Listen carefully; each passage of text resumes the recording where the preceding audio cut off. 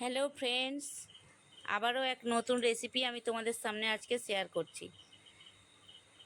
দেখো, বাটার পনির কিভাবে রান্না করতে হয় সম্পূর্ণ ভিডিও আমার চ্যানেলে দেওয়া আছে, তোমরা ওখানে গিয়ে দেখে নেবে।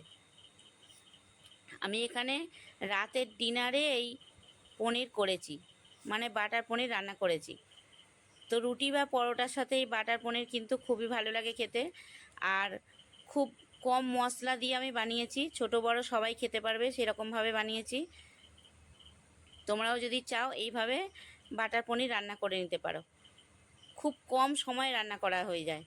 দেখো, আমি একটু কাজু বাদাম দিয়ে দিলাম আর একটু জল দিয়ে নেড়ে চেড়ে নিয়ে ভেজে রাখা পনিরটা দিয়ে দিলাম, আর একটু গোলমরিচের গুঁড়ো দিয়ে দিলাম, কয়েকটা কিচমিচও দিয়ে দিলাম, দিয়ে স্বাদ মতো নুন দিয়ে দিলাম। তারপরে যখন ফুটে এলো তখন একটু বাটার দিয়ে দিলাম, হয়ে গেল আমার